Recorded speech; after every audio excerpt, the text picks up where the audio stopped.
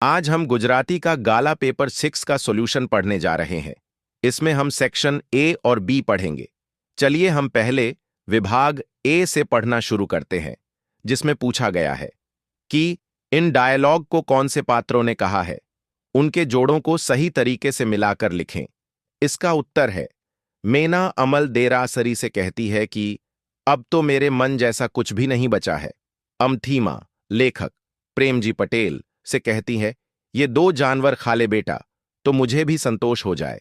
बलाई अपनी काकी से कहता है कि काकी, उन मजदूरों से कहो ना कि मेरे ये पेड़ न काटें। अगला प्रश्न, नीचे दिए गए विकल्पों में से सही विकल्प चुनकर रिक्त स्थान भरें। प्रश्न 4, टिकट के लिए भद्रमभद्रा कौन सा शब्द का उपयोग करते हैं? इसका उत्तर है, टिकट के लिए भद्रमभद्रा मूल्य पत्रिका का उपयोग करते हैं। प्रश्न 5, बलाई को सबसे अधिक आकर्षण किस वृक्ष से था? इसका उत्तर है, बलाई को सबसे अधिक आकर्षण शिमला के वृक्ष से था। 2, नीचे दिए गए कथन सही हैं या गलत, यह बताएं। प्रश्न 6, क्या विनोद भट्ट को रंजीतराम स्वर्ण चंद्रक प्राप्त हुआ है? इसका उत्तर है सही। प्रश्न 7, शिव पुराणी अर्थात रविंद्रनाथ का भतीजा बलाई अंग्रेजी पढ़ने मुंबई गया था।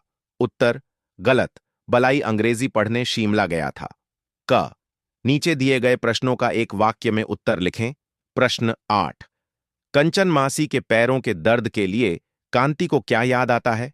उत्तर, कंचन मासी के पैरों के दर्द के लिए कांति को अपने घर में रखे दर्द का मंत्रित तेल की शीशी की याद आई और उसने मां से उसे कंचन मासी को देने की बात कहनी चाहिए।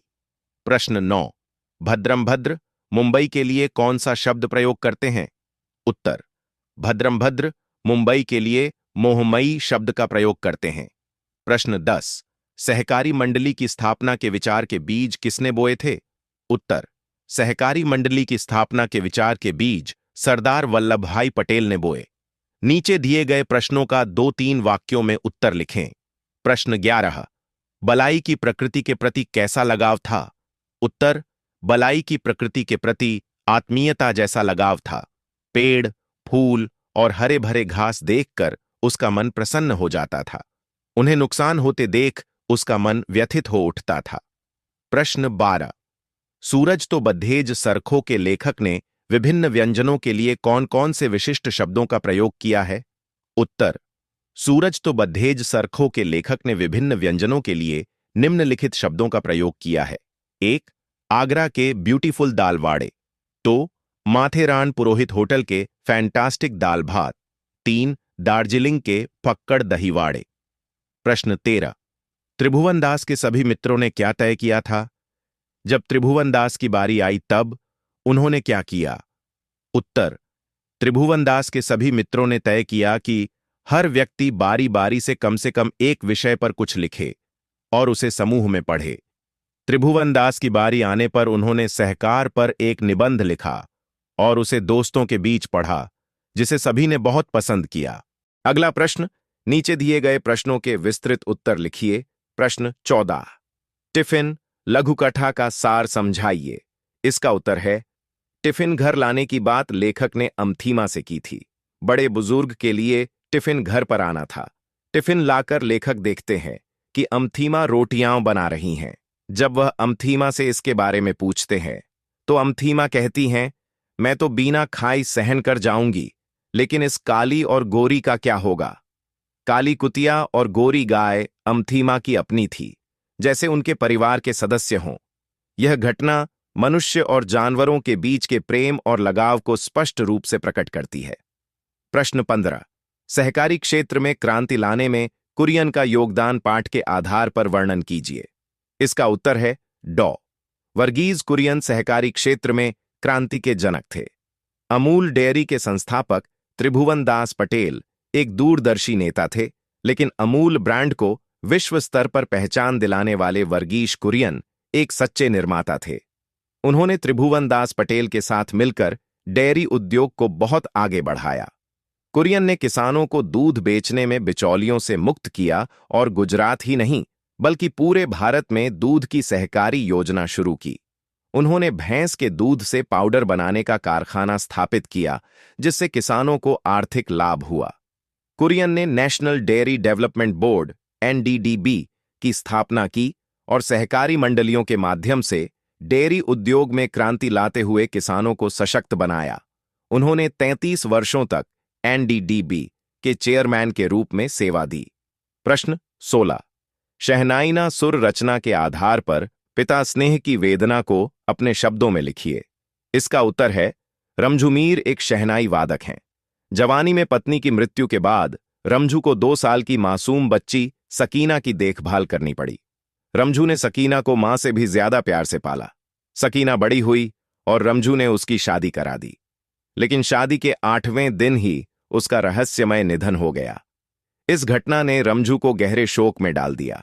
जब रमझू गवरी की विदाई के समय शहनाई बजा रहा था, तो वह अपनी दुख भरी वेदना को सुरों में प्रकट कर रहा था। गवरी के विवाह के साथ उसे सकीना की याद आती जा रही थी।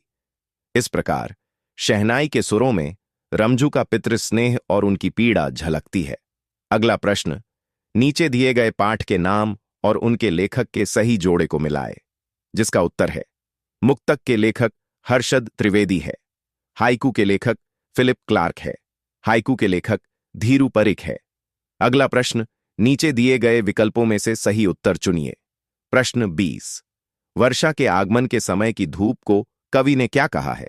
इसका उत्तर है कवि ने वर्षा के आगमन के समय की धूप को सुनहरे आभूषणों से जड़ी कहा है। प्रश्न 21, सत्य का मार्ग कैसा है? उत्तर, सत्य का मार्ग कांटों से भरा है। अगला प्रश्न, दिए गए वाक्य सही हैं या गलत? प्रश्न 22, क्या पन्ना नायक वर्तमान में जर्मनी में रहती है? उत्तर, गलत, वह वर्तमान में अमेरिका में रहती है। प्रश्न 23, क्या रात होते ही तालाब में कोई हलचल नहीं होता, कोई जीवंतता नहीं होती? उत्तर, सही, रात होते ही तालाब में कोई हलचल नहीं होती, वह हरे घास को ओढ़कर सोया रहता है।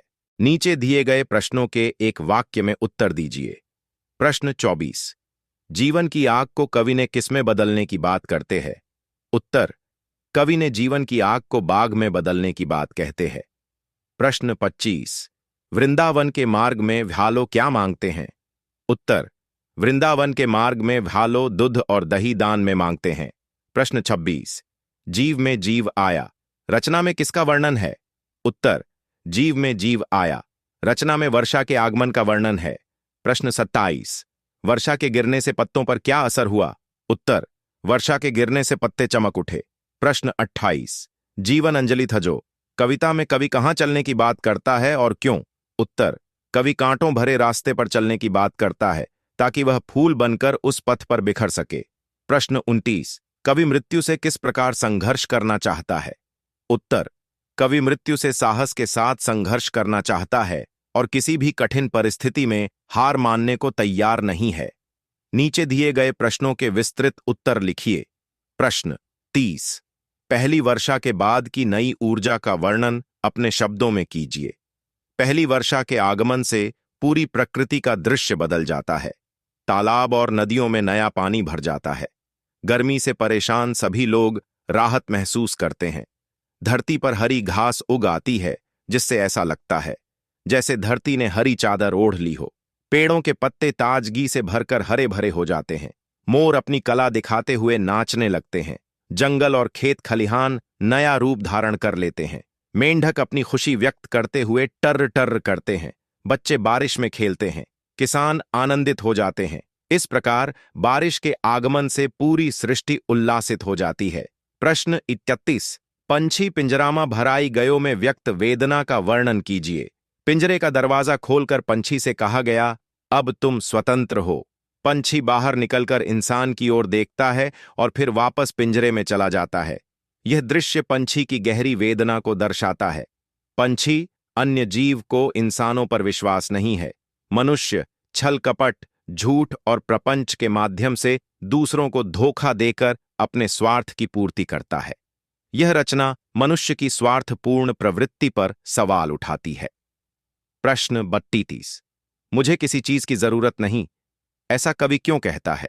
कवि ने हाथ को हृदय की भावनाओं का प्रतीक बनाकर वर्णित किया है।